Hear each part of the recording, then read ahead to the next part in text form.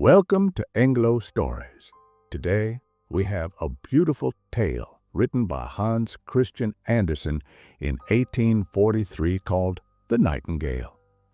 This enchanting story takes us to ancient China, where an emperor rules over a magnificent kingdom. In this tale, we discover how a small, plain-looking bird with an extraordinarily beautiful voice captures the heart of a powerful emperor. But what happens when a sparkling mechanical bird arrives at the palace? Can something artificial ever replace what is real and natural? This story teaches us about the difference between outer appearance and inner beauty, the importance of freedom, and how genuine emotions touch our hearts in ways that artificial things cannot. It reminds us that sometimes the most precious treasures are found in the simplest, most unexpected places. Join us on this magical journey as we discover the true value of natural beauty and authentic connection through the song of a nightingale. Now let's begin the story. Many years ago in China, there lived a powerful emperor whose palace was the most magnificent in the world. The palace walls were made of fine porcelain, and the gardens were filled with rare flowers. Precious bells hung from every arch and tower, ringing sweetly in the breeze. Beyond the gardens and high walls stretched a vast forest that reached all the way to the deep blue sea. Among the trees near the shore lived a small gray nightingale. This humble bird sang songs so beautiful that even poor fishermen would stop their work to listen. Travelers from all over the world came to visit the emperor's city. They admired the palace and gardens, but when they heard the nightingale sing, they would say, "This is the most beautiful thing of all." Books were written about the wonders of China, and all of them mentioned the nightingale as the greatest treasure in the emperor's land. These books traveled across the world and eventually reached the emperor himself. "What?" exclaimed the emperor one morning, reading a book about his own kingdom. "A nightingale? In my empire? I have never heard of such a bird, yet the book says it is the most wonderful thing in all my lands.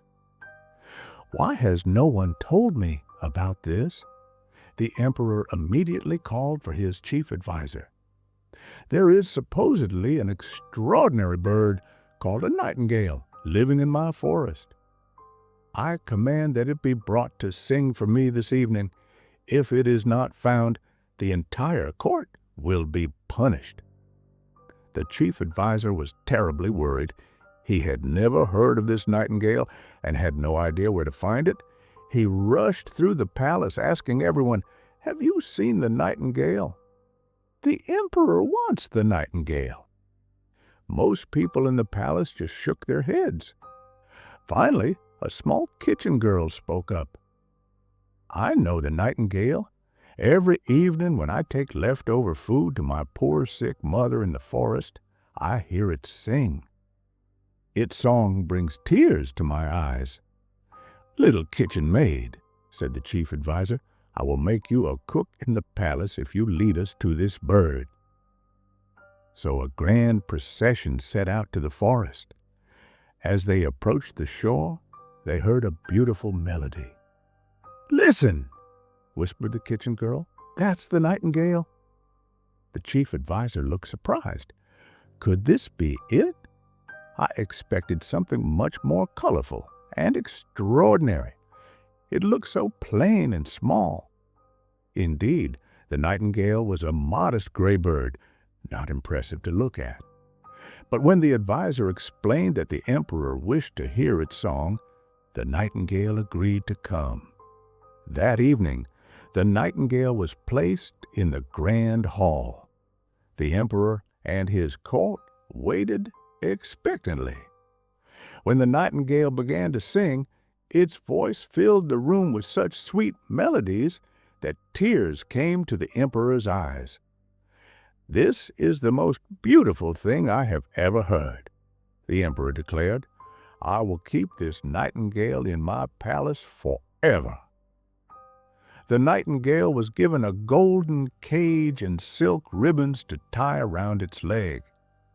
12 servants were assigned to watch over it, each holding a silken cord attached to the bird to make sure it couldn't escape when allowed outside its cage. Everyone in the palace talked about the marvelous bird. The nightingale sang every day for the emperor, who seemed happier than ever before. Then one day, a package arrived for the emperor. Inside was an artificial nightingale covered with diamonds, rubies, and sapphires. When wound up, this mechanical bird could sing one of the nightingale's songs while moving its jeweled tail up and down. "Magnificent!" everyone exclaimed. The artificial bird was immediately placed on a silk cushion next to the emperor's throne. The real nightingale and the mechanical bird were asked to sing together, but it didn't go well. The real nightingale sang freestyle, while the mechanical bird played the same tune over and over. "The artificial bird is much better," said the court musicians. "It plays perfectly every time, and look how beautiful it is with all those jewels." Soon, the artificial bird was the only one asked to sing. The real nightingale, feeling sad and unappreciated, flew out an open window and returned to its beloved forest. A year passed. The mechanical nightingale became the emperor's favorite possession. Everyone in the kingdom knew exactly which song it would sing and could sing along with it. The emperor kept it by his bedside and listened to it every night. But one evening, as the emperor was listening to the artificial bird, something terrible happened. There was a strange whirring sound, then a snap, and the music stopped. The mechanical nightingale had broken down. The court watchmaker tried to fix it, but after examining the gears and wheels, he said, "The bird has been used too much. The music mechanism is worn out and cannot be replaced without ruining the song." This news brought great sadness to the palace. The mechanical nightingale could only be played once a year now to prevent further damage. 5 years later, the emperor fell gravely ill. Lying in his grand bed, pale and weak, he could barely breathe. Death itself had come and sat on the emperor's chest, wearing the emperor's gold crown, holding his gold sword and magnificent banner. "Do you remember me?" Death asked. "Now I have come for you." The emperor felt cold fear.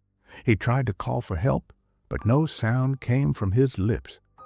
He looked around, desperately. All around his bed stood strange figures, some ugly, some beautiful. These were the emperor's good and bad deeds come to face him in his final moments. "Sing, please sing," the emperor whispered to the mechanical nightingale, but there was no one to wind it up, and without being wound, it remained silent. Suddenly, through the open window, came the sound of beautiful singing. It was the real nightingale who had heard of the emperor's illness and had come to bring him comfort and hope. As the nightingale sang, the ghostly figures began to fade. Even death itself listened, entranced by the sweet melodies. "Keep singing, little bird," Death said, "and I will give you my crown, my sword, my banner." But the nightingale replied, "I want no treasures. I have seen tears in the emperor's eyes when I sang. That is my richest reward." The nightingale continued to sing, and as it sang of peaceful graveyards with white roses, of gardens and streams, Death felt a longing for its own garden. Like a cold white mist, Death floated out through the window and disappeared into the night. "Thank you, little bird," whispered the emperor. You drove death away with your beautiful song. How can I ever repay you?" "You have rewarded me already," said the nightingale. "I saw tears in your eyes the first time I sang for you. That means more to me than any jewels. But now you must rest and grow strong again."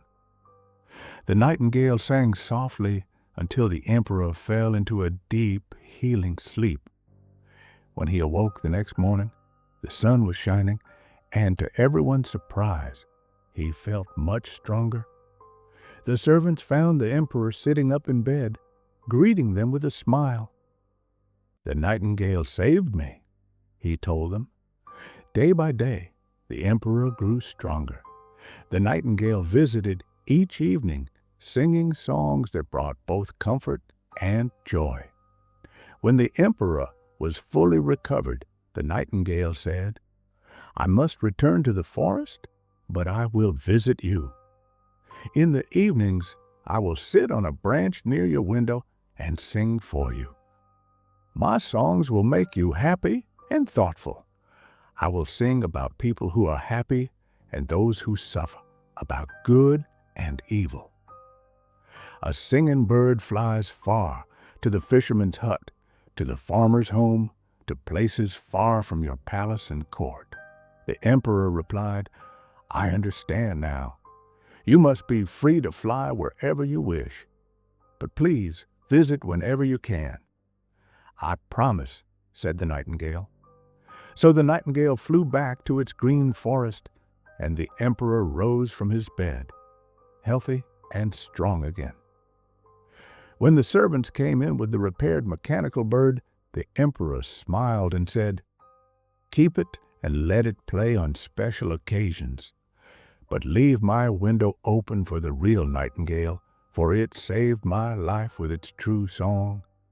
From that day on, the emperor valued what was real and natural more than what was artificial, no matter how beautiful it might appear. And the nightingale kept its promise, often coming to sing at the emperor's window in the evenings, bringing songs of both happiness and sadness, helping the emperor understand the hearts of his people in a way no mechanical bird ever could. The story of the nightingale teaches us several important lessons. First, true beauty often lies in simplicity rather than in glittering appearances. The plain, gray nightingale's natural song touched hearts more deeply than the jeweled mechanical bird ever could. Second, we learn about the value of freedom.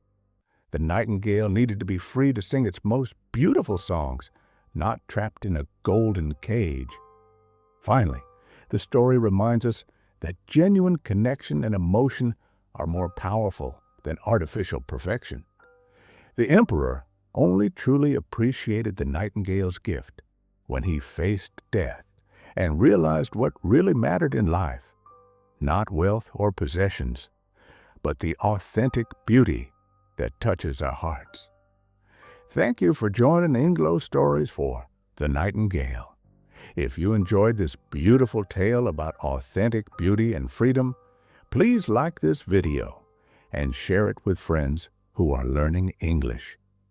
What did you learn from the Nightingale story? Tell us in the comments below. Follow EngloStories as we upload a story daily so that you can look forward to our next video. Until then, keep listening for the Nightingale song.